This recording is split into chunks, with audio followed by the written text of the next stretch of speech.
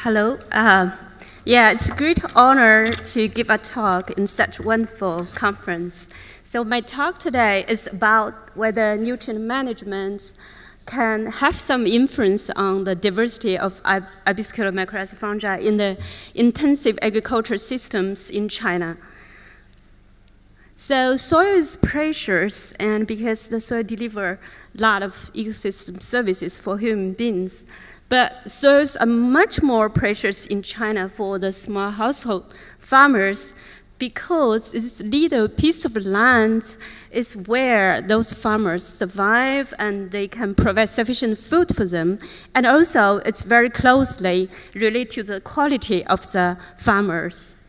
Therefore, the small household farmers carefully manage this small piece of land, and they also manage it deliberately and also intensively because the family depend on this small piece of land. And therefore, for intensive agriculture, there are many definitions. For my understanding is that intensive agriculture in China, there is no fallow. That means no resting time for the land until, for example, if there are occurrences of these diseases and farmers have to stop their agricultural practices. For many years, traditionally, Chinese farmers using different ways to avoid these problems by, for example, rotation or use the intercropping systems or cover crops. But in the past 40 years, over the past 40 years, intensive agriculture in China is largely related to the use of agricultural materials. Here's the data showing that green production in past 40 years depend on very much on the resources input.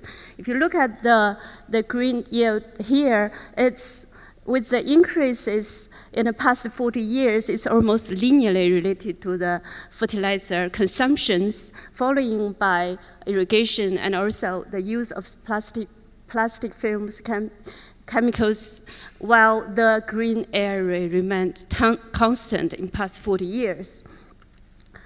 However, this heavily used fertilization in a system have a lot of problems. This is an analysis of the nutrient balances by regions. They compare the nutrient inputs and outputs balance between the Western Kenya, North China, and also the Midwest in the USA. So if you look at the input data here, it's much more high in Chinese agriculture systems.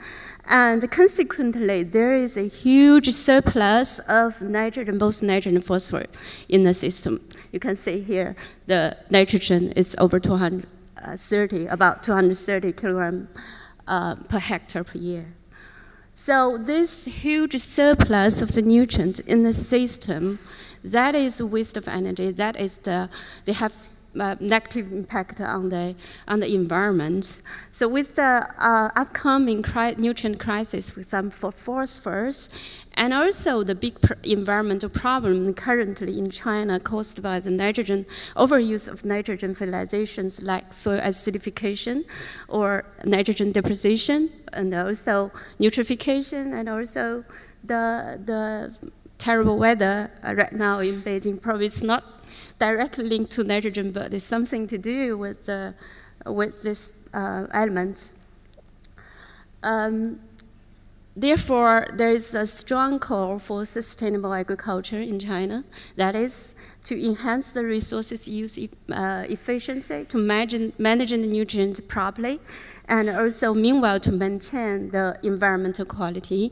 And in the long term, we need to improve soil quality to ensure long-term food security. So for these reasons, there were many projects ongoing in China right now. And in the past 10 years, there has been a very large project across China. It's about 153 sites. They carried this experiments so-called project like integrated soil crop system management. That means you have to in order to have the double high means high yield, meanwhile high nutrient use efficiency. In order to achieve this aim, you have to integrate it, both soils and plants. You have to manage your plants and meanwhile manage the soil. And for this management, the critical point is the root and the rhizosphere management, because this is a place where the nutrients entered the cropping systems. It's the place where how the above ground and below ground get linked. So there's very nice paper published recently. It's producing more green with lower environment costs. That means after so many years' work, the results indicate that we can reduce the nutrient input, meanwhile improve the nutrient efficiency. It's half, for example, for nitrogen, you can reduce the 50% of the current amount, but still without no reduction of the yield. So the rhizosphere and the roots management is so crucial for understanding the whole processes.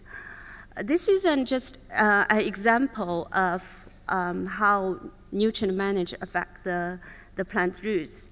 So when the plants are in nitrogen shortage or nitrogen was overused, you get poor growth of the plant roots. Only when you have the optimal nitrogen fertilization, then you get a better growth of the plant roots. So, and also too much nitrogen at early stage can cause a lot of problems, for example, like lodging or early senescence. Therefore, you can say that management is for sure very important. And in my talk, I mainly concentrated on the mycorrhizal fungi because the fungi is so important and also is closely associated with the plant roots. And it has been documented in literature, well documented in literature, that with the increases of the resources availability, the mycorrhizal fungi benefits decrease dramatically. This is already documented in a book and also in a literature. So when we started the project, or when we started doing the project, and everybody already sort of wanted to have the negative results and then to quickly end the project. So the expectation was that the diversity decreases in an intensive agriculture system because we have so many nutrients in the soil. And the mycorrhizal fungi can shift from beneficial one to the parasitic one. That means it becomes parasitic. It's not functioning, not helping the plants anymore. So we started with something that it's not so, to the mycorrhizal people were not happy, but for other people, everybody's like, okay, so you just give us the data and that's the end, and we're going to forget about mycorrhizal So then we started the project with such a start. And then we started doing started a project with two extreme cases. The first case, we went to the diseased soil, because we saw that diseased soil, probably the beneficial ones are suppressed. So we went to a long-term field site where the soybean has been monocropped for over 13 years. And people did a lot of work about pathogen and other nematodes and other research work in this field. And we went there and we started with the with the morphological identification of the fungi community in the soil, and we measured the mycorrhizal fungi colonization in the plant roots. So surprising that fungi diversity was constant over years. It's over 13 years, it's constant. That means that diversity didn't decrease. And also, if you look at the colonization and also the growth of the hyphae in the soil, over years, they are also constant. That means there was no big shift, and the mycorrhizal fungi is still there. And then we went to another extreme case where, where they have two treatments. The one treatment is called conventional treatments. The other one's recommended treatments. Conventional treatments means it's high input in a system. It's about 500 kilogram per hectare for nitrogen, and it's about 175 for phosphorus. For recommended treatments, that was almost half of the amount used. And again, we did the same thing, and we we measured the diversity in the soil by using the morphological methods. And meanwhile, we also measured the growth of the fungi over time. That means during the whole plant growth period, we measured the growth of the fungi in the soil. So what we found is that again, there was no significant differences between these two treatments. In addition, you can see here, this is a hyphae growth, and here is the spore density. There are two things matters. The first is that the hyphae growth and also the spore density peaked during at the later plant growth stage. That means when the maize transformed from vegetative stage to the reproduction stage, it peaks here.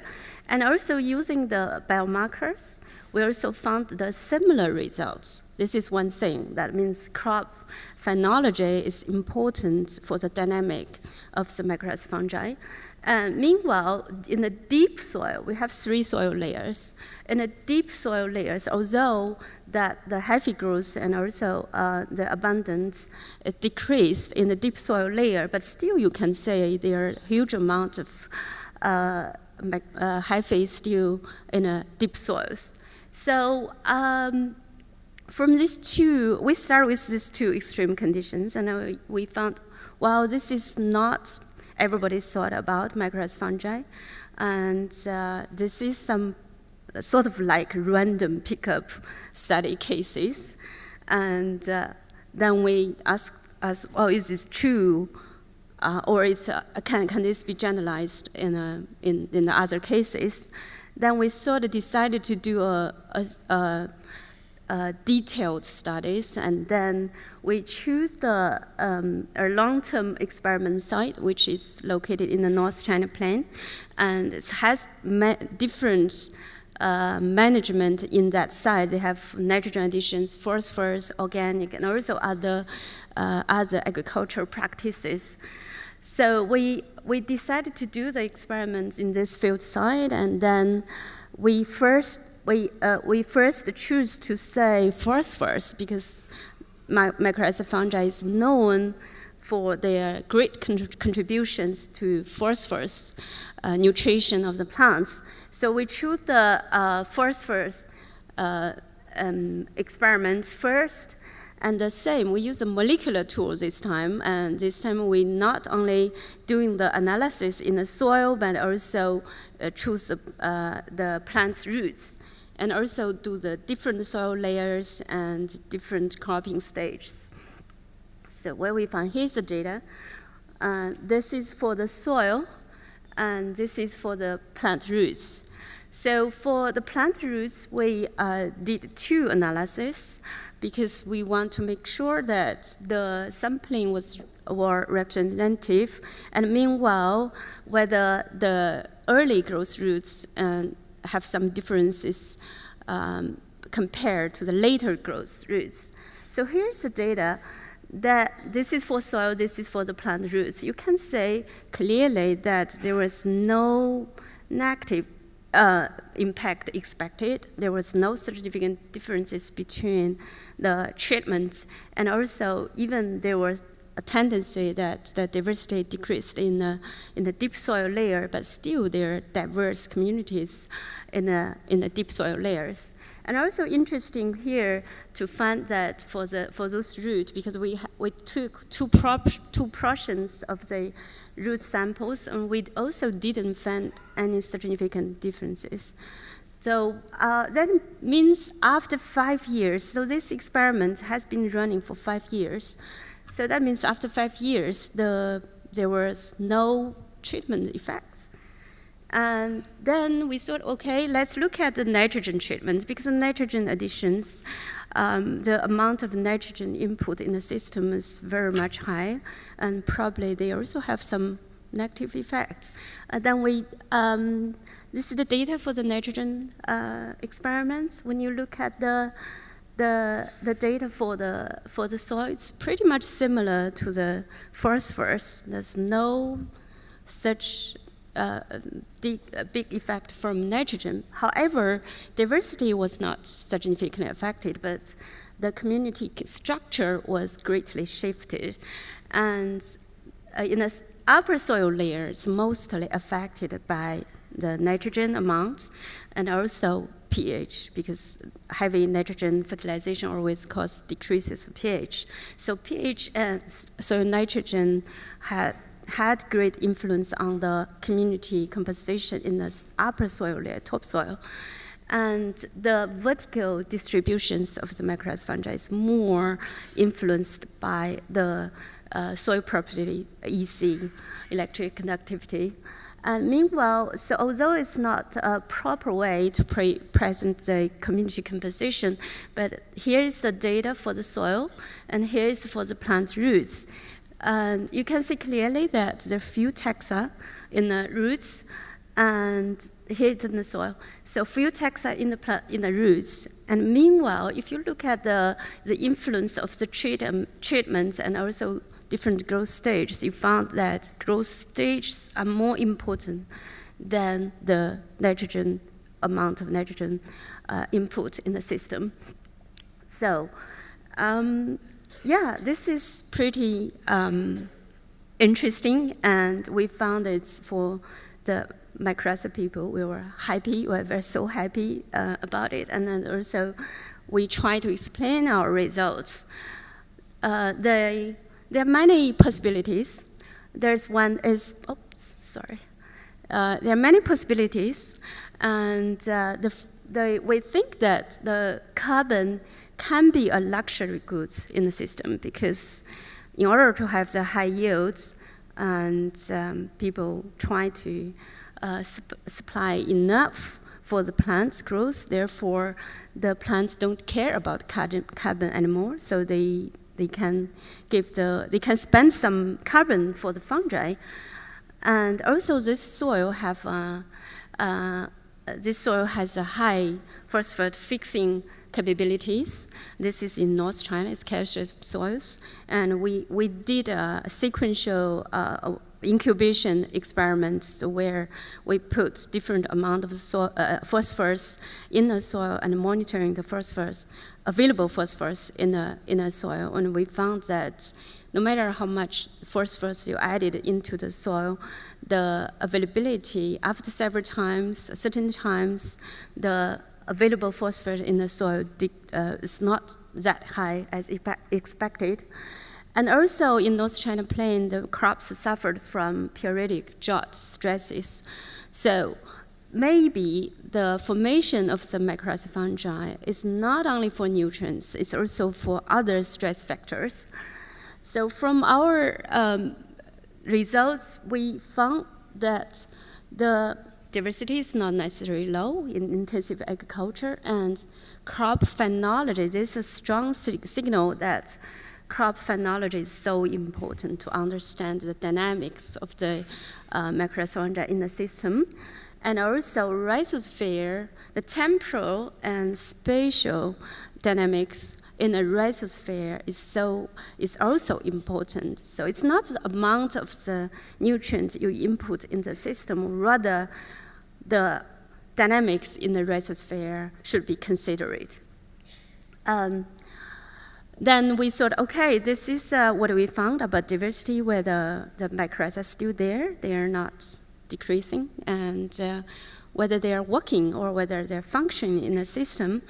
So we did another experiment in the field where we use those, where we use those simple methods, either the mycelium in a soil, because the fungi has a large, massive mycelium in the soil. So either the mycelium remain intact, or we disrupt the connections between the mycelium with the plant's roots by this rotating method, or the putting certain mesh on the surround the tubes to prevent the fungi to grow inside the tube. So here's we use 3 different plant species, and we did the experiment for 2 years. And over 2 years, we found constant results that when the mycelium was in contact with the crop, with the plant roots, the plants grew much better. And also, if you compared these 3 plant species, you found that those small seeds plant species, they are much more responsive to the mycelium than the big seed plant species. So as a consequence, the nutrient uptake, we measured nitrogen, and both nitrogen and phosphorus, nutrient uptake also increased.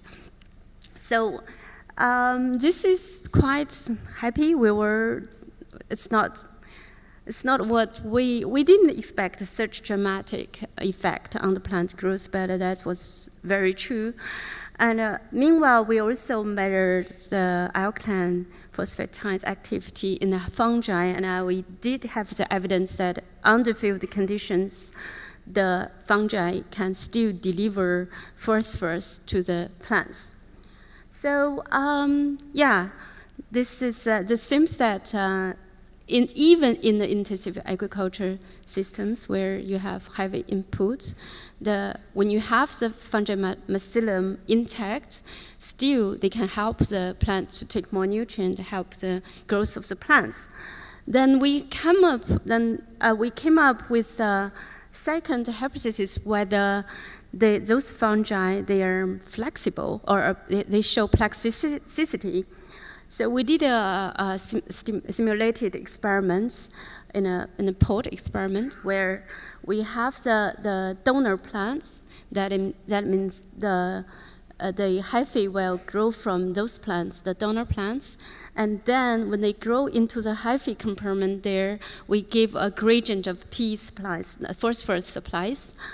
So we expected, or this is the expectation, is that the fungi, the hyphae, the growth of the hyphae will decrease in this hyphae compartment. And then when they pass through this hyphae compartment with different phosphorus additions, we expected when they meet another low nutrient patch where the soil is supplied with low phosphorus, they can recover their growth, and meanwhile can help the receiver plants to grow much better. So we tested this using the simple pot experiment. What we found is it's pretty much similar. It's like the root responses to the patch environment. We found that when you have a high phosphorus enriched patch, the hyphae growth indeed decreased. So there was a few fungi hyphae in a phosphorus patch, but once they pass through this high phosphorus patch and they go to the low phosphorus soil, and they start regrowth. And meanwhile, they can also help the plants to take up more phosphorus, and also to help the growth of the plants. So this is very interesting. That means heterogeneity of the soil environment is also important, and this is maybe one of the mechanisms why in the intensive agriculture systems this mycorrhizal fungi can still survive and can still functioning. So this is a ratio of the mycorrhiza growth responses. We compared the donor plants with over the receiver plants. You see that it's a constant response, although there are some variations at very high P supply levels. Yeah, so this is our some interesting data from our preliminary studies. And I was very happy yesterday to hear that Professor van der Heijden talked about the soil biodiversity in relation to the ecosystem multifunctionality. So what we thought right now is that in intensive agriculture systems, in addition to the nutrient benefit delivered by the mycorrhiza fungi to the plants, they may have multifunctionalities, which means perhaps they are important in a carbon, of course, in nitrogen, phosphorus cycling.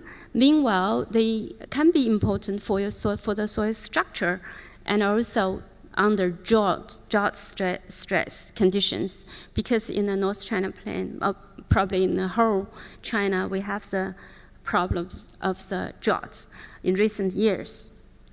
But I have to say that I have to admit that those study sites mainly conducted in North China Plain and site-specific studies, and there were many other studies carried out in cross China, and people in South China, they also did similar work, and there increasing evidence showing that in many places in China, mycorrhiza fungi in intensive agriculture system, the diversity didn't decrease, but how the function is still a question. However, I have to admit it here that some other reports also showed that in intensive agriculture systems, the diversity of MF decreased. And here's an example, but this experiment was from a long-term experiment. It has been conducted for over 20 years. That means over 20 years they conduct this experiment either without phosphorus or with nothing, and without phosphorus, or they use a balanced fertilization or organic matter. In this long-term experiment, what they found is that in the treatment without P fertilizations, the diversity was much higher than those treatments with P fertilizations. That means adding too much phosphorus in the system can have negative effect on the diversity of the mycorrhiza fungi. And meanwhile, they also found a great shift of the community compositions between these two treatments. So this experiment has, as I said, has been running for over 20 years. It's a long-term, very long-term experiment, very long-term experiment, and also it's at different places where the soil properties are different from our side. So with this, I would say that right now, or at the moment, our conclusion was mycorrhiza fungi is still functioning and they're resilient even after such high input in a system. This is optimizing and is promising for us because we proposed a model to say the relationships of the rhizosphere management with crop productivity with low input, under low input conditions or high input conditions, the rhizosphere effect was not, they play very important roles, but only under the optimal management, you can enlarge the effects from the rhizosphere. So with this, if we consider the effect of mycorrhiza fungi, these beneficial organisms in the soil, we can even reduce the input, and meanwhile we can enlarge the effect of the rhizosphere. So hopefully this can be considered with the realization of the negative impact from the heavy input in the system someday, or we hope very soon, that this is going to be a new approach in a management system. So with this, I'm going to give my conclusions. The strong signal is that in intensive agriculture systems in China, at least in part of China, the diversity of mycorrhizal fungi is not decreased. It's not necessarily low. So, but the rhizosphere processes should definitely be considered, both temporally and also spatially. And there is a close linkage between crop phenology with the dynamics of, say, fungi communities, and this has also to be considered. We actually did another experiment, compare the maize genotypes of released different periods over China, and we found that even the modern genotypes depend a lot on the mycorrhizal fungi for their plant growth. So this is a good thing. That means the mycorrhizal traits was not lost during the plant breeding processes. And then finally, the mycorrhizal fungi communities in the roots are more responsive to the nutrient inputs in the soil. So that means we should not only consider the soil pool, but also the fungi community in the plant roots. And meanwhile, that the fungi communities are mostly influenced, if there is any influence from the inputs, they're mostly occur at the topsoil layers. And the deep soil layers, the fungi communities in the deep soil layer is more influenced by soil types, for example, and soil structure, and also the EC content. So it's less correlated to the nutrient input. And our results also highlight the importance of AMF in the deep soil layers. So before I come to the end of the talk, so I want to say that there are many Chinese scientists coming here to attend this beautiful, nice conference, and we thought that China is such is at such a nice stage where it's during the transition period from the conventional agriculture to more environment sustainable and environment friendly agriculture in the future. So this is such a nice period to do some research work in China, and we soil scientists and we mycologist very happy that we are in such a great time. And there are many people in China working on the diversity, biodiversity in the natural ecosystems, but meanwhile, we did a lot of research work, try to help the farmers and using those biofertilizers to manipulate the soil microbial communities. There was a successful examples from the group of Professor Zhang. He is also here in the audience, and their group, they did very beautiful work, and they try to manipulate soil microbiomes, and this is a good example of that. This is without the biofertilizers. This is with the biofertilizers. You can find that it's very successful in manipulating the soil biomes in order to help the farmers to achieve a better yield. So yeah, that's our core, and I hope that it's nothing say that, and we hope that we wish and we welcome the second GSBI probably consider China to be the place to have the second one.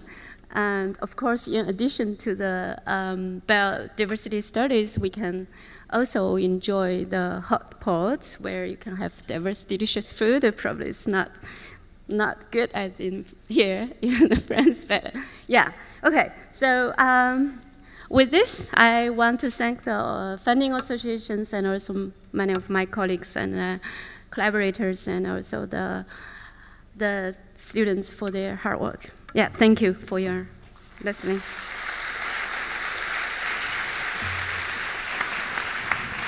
Thank you, Junling. Thank you. Now we're ready for some, maybe a couple of questions. We're a bit off. Yep. There is quite large evidence in literature that if you add nutrients, namely phosphorus, many of arbuscular mycorrhizal fungi become parasitic on plants. Yeah, they actually consume more energy. They brings the benefit to plants. And you actually mentioned that in introduction. So why do you think your results are so different? What is so specific on your side or your experimental approaches, or why the results are so different than bulk of literature? That is a good reason that for many years we hesitate demonstrating or writing up our results to get it published, because this is something different from the well-known, well-documented literature. But with the more data coming up from our group and also other groups in China, there are more evidence showing that it is in a pot experiment. Normally, you can find this, as you said, with the increases of the resource in nutrient inputs in the system, that the benefits decreased. But in the field conditions, unfield conditions, it was so complex, and there are many factors might affect the outcome of the results. So we started with morphological studies, and we were sort of hesitating whether, it's because when you check the spores under the microscope, you can have some bias depending on the person who did the taxonomic identifications. Then we use the molecular tools later on. So the long-term experiment site is using the molecular tools to do the study, and we found the similar results.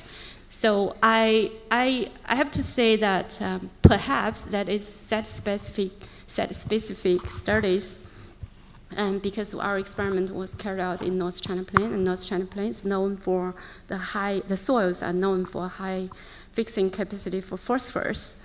And there was evidence that even though you give a lot of fertilizers in the system, when you measure the available phosphorus in the soil, and it was still low. So this may be the reason why we have such, contradictory to the literature data, but I think it's understandable, and also as I said, there are many reasons for that, and yeah.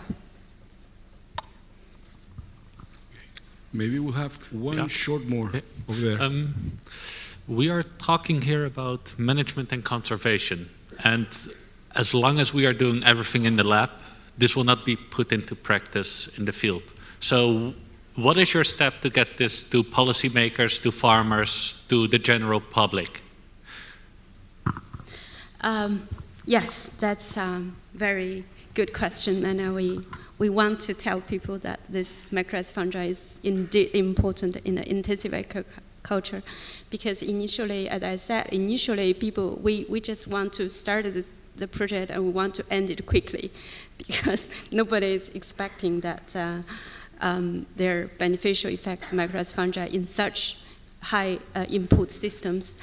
But over years, I have to say the project has been running for about 10 years, and each year we got some results, and we showed to the people, and people just at the beginning they didn't, well, is it true, or can we really takes advantage of the mycorrhizal fungi in the soil. But after 10 years, or about 10 years, and scientists, at least in the scientific society, people realized, okay, yeah, this is true in North China Plain. It's we have to consider beneficial soil microbes.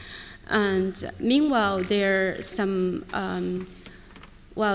people start to use mycorrhizal inocula in this part of China to try to say whether to see the effect, whether they can help the productivity, increase the growth of yield of the crops, and meanwhile reduce the input of fertilizers. So we can say that you can't say immediate effect from your research, but still, with time, with patience, slowly the society is going to admit or accept the ideas.